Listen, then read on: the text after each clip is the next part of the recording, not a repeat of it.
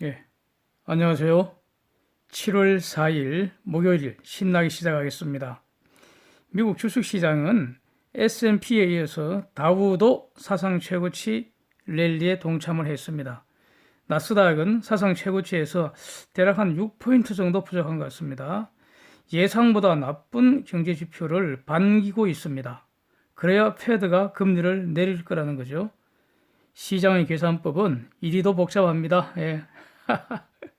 화웨이 거래 재개가 속빈 강정일 거라는 평가에 따라서 반도체 지수는 약보합세입니다.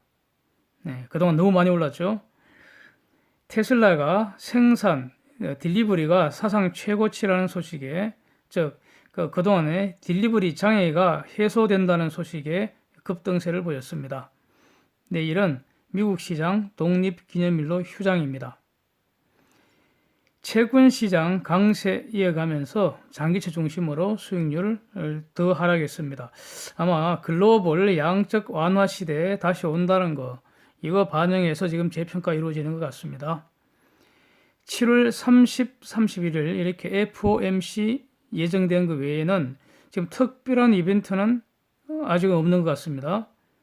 결국 2분기 실적 시즌 될 것 같은데 2분기는 기대치 자체가 좀 낮죠.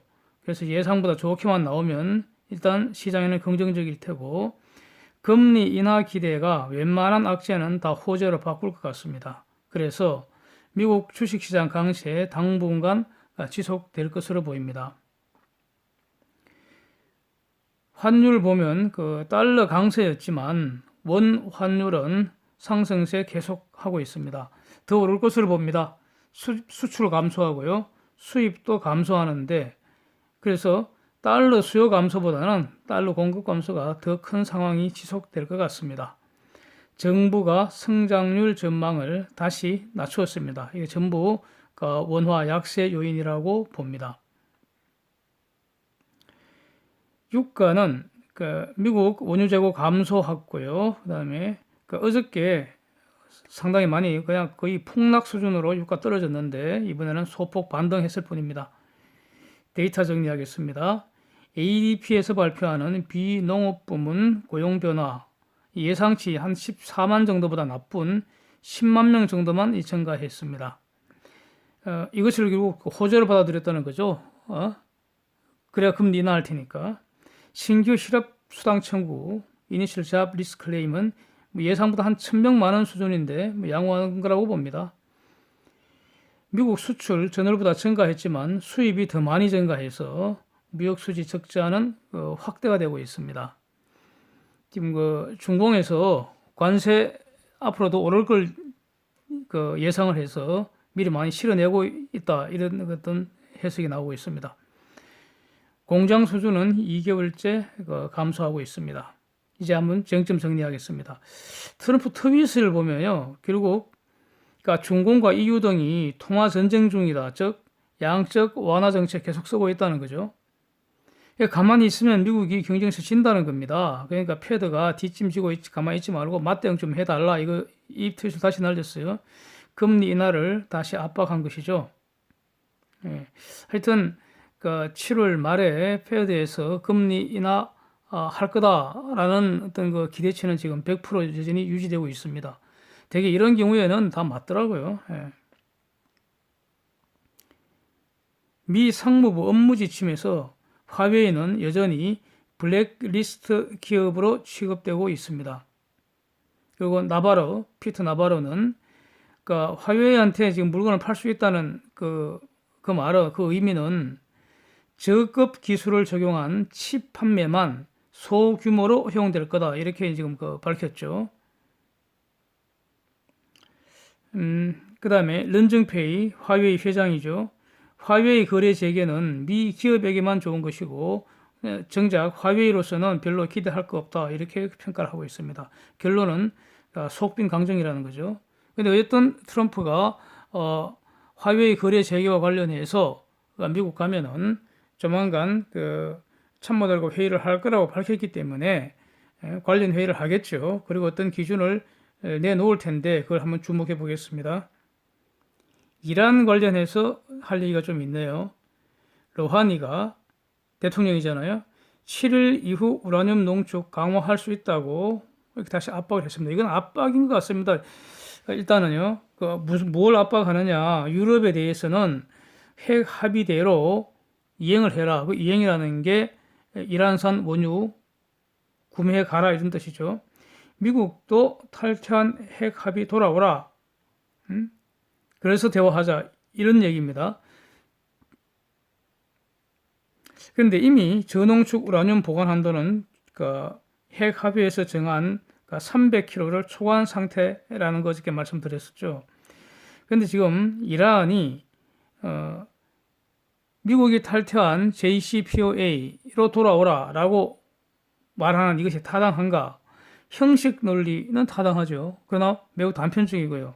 결국 이란이 이런 태도를 계속 고집을 하면은 갈등만 증폭되지 않겠습니까? 트럼프의 말은 르하니의 저런 말, 즉 7일 이후에 우라늄 농축 강화할 수 있다는 저런 압박에 대해서 playing with fire, 불장난하고 있다라고 경고를 하고 있습니다.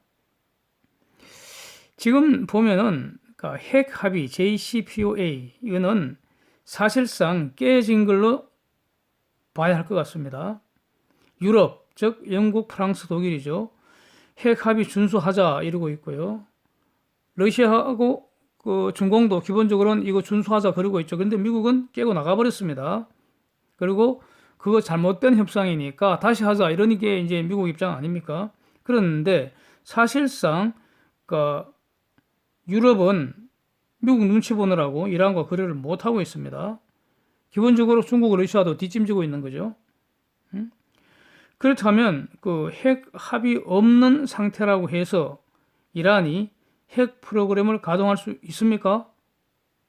이란이 주권을 내세워서 이런 걸 주장할 수는 있겠죠. 그런데 국제사회의 확산 금지 원칙상 이것은 불가능하죠. 현실은 이란이 주권을 관철할 힘이 없다는 거 아니겠습니까? 미국과 국제사회는 이란의 핵 프로그램을 힘으로 저지하거나 아니면 협상으로 저지할 수 있는 거 아닙니까? 그래서 지금까지 협상으로 저지하려고 JCPOA 단계로 왔는데 이게 부족하다. 이것은 덩신협정이다. 이란의 핵무기 방조 협정이다. 이러면서 미국이 깨고 나가버린 거 아닙니까? 자, 그렇기 때문에 미국이 우리가 핵 합의 탈퇴했어도 이란은 핵 합의 지켜야 한다. 이게 바로 의미가 있는 거 아니겠습니까? 핵 합의는 이란이 지킬 최소한이기 때문에 새로운 협상에서 결국 이란의 의무를 지금보다 더 강화하겠다는 게 이게 미국의 기본 입장 아니겠습니까? 그러니까 핵 합의는 사실상 깨졌다 하더라도 이란이 핵 프로그램을 가동할 수는 없는 거죠. 예. 기름을 파는 러시아 입장에서는요, 이란 원유 수입할 일이 없잖아요. 이란이 기름을 못 팔면 이건 기본적으로는 기름값 강세 요인이니까 러시아는 속으로는 신날 것 같아요. 문제는 기름을 사야 하는 중공이죠. 이란 유전에 돈도 엄청 투자했다는 거 아닙니까? 그러면 이제 그 돈이 묶여버리잖아요. 네, 그래서 이래저래 지금 중공은 짜증날 것 같습니다. 그래서 중공 태도는 기본적으로 미국 패권 질서 지금 도전하는 거 아닙니까? 생채기 내버리고. 그래서 미국이 탈퇴한 핵 합의 지지한다고 하고요. 그렇다면 중공 논리에 따른다면은 중공은 이란과 핵 합의 서명국이니까 나는 합의대로 이행하겠다. 그러니까 이란 원유 사오겠다. 이렇게 주장할 수는 있죠. 예, 그럴 수는 있습니다. 그런데 문제는 이것이 바로 미국 입장에서는 패권에 도전하는 것이 되는 것이죠. 아직은 중공이 미국에게 도전할 힘이 없잖아요. 약하잖아요. 이게 문제 아닙니까?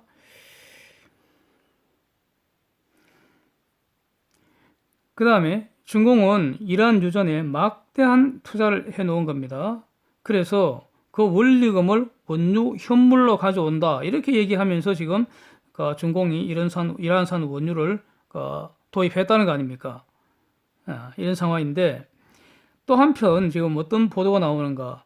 중공이 이란산 원유를 불법 환적을 해서 밀수입하거나 또는 제3국 여기 뭐 말레이시아가 구체적으로 지금 거명이 되는데 제3국을 통해서 우회 수입하고 있다 이런 보도가 나오기 시작하고 있습니다. 그런데 저는 요 보도 사실 여부는 좀 의심이 많이 갑니다. 왜냐하면요, 이건 너무나 위험한 거잖아요. 중공이 수입 제재를 받는 거 아니잖아요.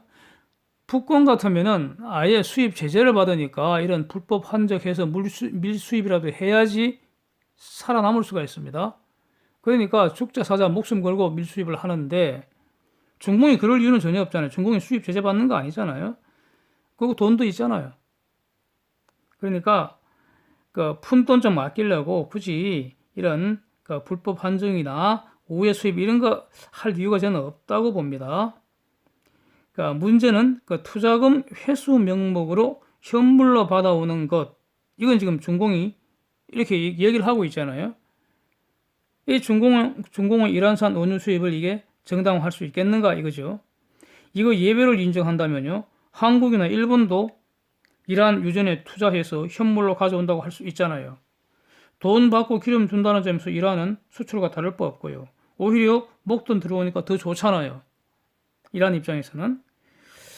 그래서 저는 이거 예외를 인정할 수 없고 중공을 제재하는 것이 옳다고 보는데, 이제 미국 일각에서는 이 경우 중공에게 예외 인정할 수도 있다, 이런 폴리티코에서 이 보도가 나와 있습니다. 그래서 한번 두고 봐야 될 것 같습니다. 그러니까 정부 그 경제정책 방향, 하반기 경제정책 방향이 발표가 됐는데 제가 보기에는 곧 잠꼬대로 들립니다. 네. 해마다 12월이 되면은 그 다음 해 연간 경제정책 방향을 발표를 하고요. 또 7월에는 하반기 경제정책 방향을 발표를 합니다. 이 주기적인 행사죠. 늘상 하는 일입니다. 어제 2019년 하반기 경제정책 방향을 발표하면서 GDP 성장률 기존의 0.2%포인트 하향을 해서 2.4 내지 2.5% 금년에 성장할 수 있다고 합니다. 작년에 2.7% 성장했었죠. 다 실질 GDP 성장률입니다. 그런데 이거 가능할까요? 저는 매우 의문입니다. 예, 잠꼬대 같이 들립니다. 한 두어 달 있다가 또 바꾸겠죠, 뭐. 예. 소비는 2.7% 증가해서 2.4% 증가로 맞추고, 이 가능하겠습니까, 이거? 설비 투자는 1% 증가해서 마이너스 4% 감소로 이제 전망을 바꾸었습니다. 마이너스 4%만 감소하면 다행이죠. 지금 그 수출 전망도 3% 증가해서 5% 감소로 바꾸었고, 수입도 4% 감소로 이제 바꿨습니다. 그런데 문제는 이 수입 감소세 이 내용을 보면요, 지금 그 자본재 수입은 거의 8개월째 계속 꼬라박고 있습니다. 감소하고 있다는 거죠. 자본재 수입이라는 것은 바로 투자하기 위해서 들여오는 겁니다. 결국 투자의 선행지표가 자본재 수입입니다. 그렇죠? 자본재 수입 늘고, 그러면 투자 늘고, 그 다음에 생산 늘고, 그 다음에 고용 늘고, 순서가 이렇게 되는 거죠. 그 다음에 수출 늘고, 그래야지 소득이 느는 겁니다. 예. 근데 이 모든 것의 선행지표인 자본재 수입이 지금 8개월째 쪼그라들고 있다 이겁니다. 예. 그래서 한번 두고 보겠습니다. 저는 잠꼬대 같이 들립니다. 그러니까 실질 GDP 2% 불가능하고요. 1% 중반대 정도 나오면 아마 잘 나올 것 같습니다. 저는. 예. 고용은 15만 명 증가 예상을 20만 명으로 증가한다고 합니다. 될까요, 이거? 예? 모르겠습니다. 세금 풀어서 단기 알바 일자리 늘리면 모르겠습니다. 그래서 지금 막연하게 상저하고라고 지금 잠꼬대를 하고 있습니다. 지금 그 연간 GDP 2.4% 되려면은 상저하고가 돼야 하잖아요. 그런데 저는 상저하저 될 것 같습니다. 상반기에 지금 꼬꾸라졌는데 이것은 팩터인데, 그러면은 특별한 일이 없으면 하반기에도 계속 꼬꾸라질 거 아닙니까? 이것을 되돌리려면은 특별한 대책이 있거나 특별한 상황 변화가 있어야 하잖아요. 이 둘 중 하나라도 있는 게 있습니까? 저는 아직 잘 모르겠습니다. 예. 이러면 2020년, 늦어도 2021년에는 그러니까 경기 침체 여파로 세수도 줄어들 거 아닙니까? 그러면 지금까지 이 복지라는 이름으로 쓰레기 짓거리 한 거죠. 엄청 퍼주는 규모 왕창 늘려놨는데 세수 줄어들면 이 돈 이제 어떻게 감당할지 염려됩니다. 빚내서 흥청망청 하다가 그 와중에 한몫 챙겨서 토끼를 생각하는 거 아닌지 아주 염려가 됩니다. 잘 지켜야 될 것 같습니다. 이거 뭐 주인인 국민이 지켜야지 저놈들 도둑질 못하게 그래야 되지 않겠습니까? 오늘은 이상입니다. 함께 해주셔서 감사합니다.